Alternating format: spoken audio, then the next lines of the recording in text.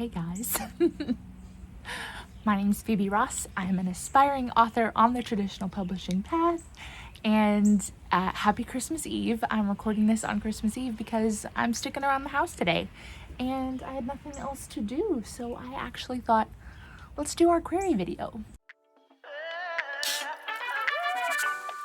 Also, it is snowing so hard. It never snows here. And I've never seen a white Christmas, so this is just magical. So I wanted to come out on the patio. My cats are out here being very confused and talk about querying. So it is the end of 2020 and I wanted to do a little bit of a query recap for the year. I know that it has been really a wild time to pursue any type of publishing, but especially traditional with, you know, a lot of the editors having to work from home, or, you know, there's been a lot of merging of publishing houses and imprints, and so I can't say that I regret querying this year.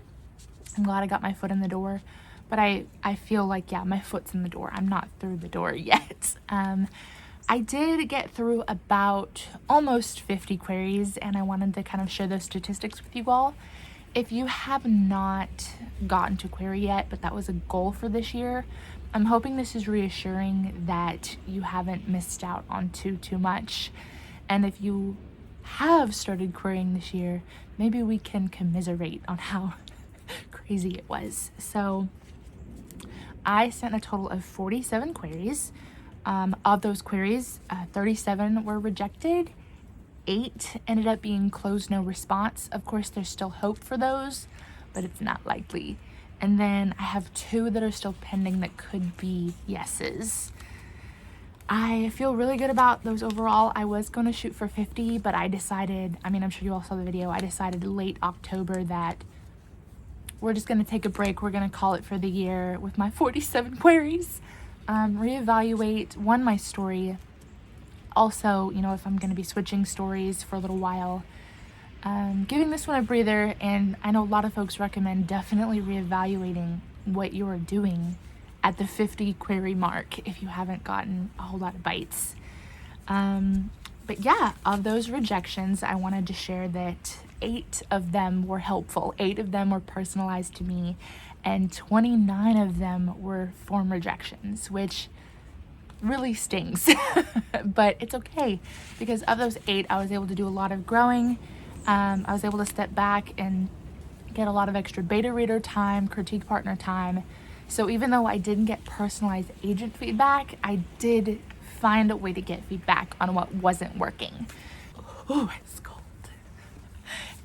In terms of those rejections, I know that, you know, how many 37 is just a drop in the bucket compared to what a lot of folks go through, and especially because this is my first fully written novel. I know most people don't get an agent on their first book, and it has not been lost on me that the agent is just the first step. I think I watched a live where Angie Thomas described it as like new level, new devil. Like every step, every milestone comes with new challenges. So just getting the agent, I know, is the first step, and I still have editing with the agent, submission ahead, if I even get that far, submission ahead, getting through acquisitions. I know that shoots down a lot of people that I admire.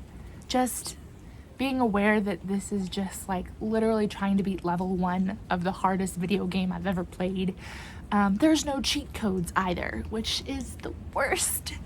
For the sample requests, basically partial and full requests, I have those statistics. For partials, I received 10 that did not progress. So 10 partials. Of those rejections, 3 were personalized and very thoughtful. 7 were form rejections. And then beyond those 10, other partials did turn into fulls.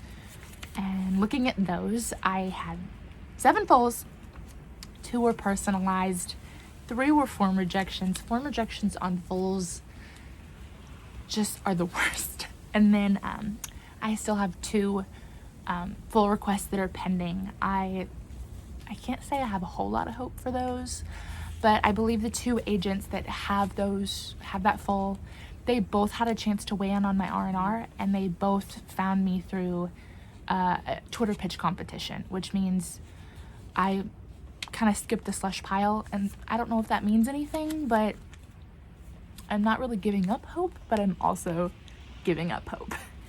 And then of the full requests, I did circle back to all the agents that had fulls when I received my revise and resubmit. 4 total, including the original R&R, gave me notes.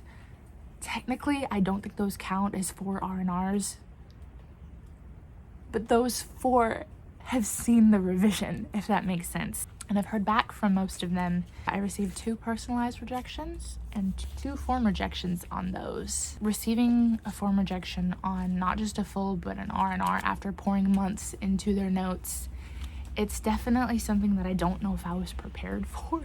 But I'd like to think I'm getting a thicker skin. It's definitely, if you're moving into querying for this next year, take it slow.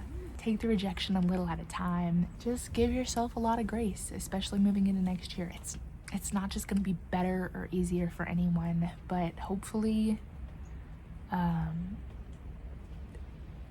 you find that it goes smoothly with the grace and the flexibility and the grit that you allow yourself to put in, because it does take a little bit of grit.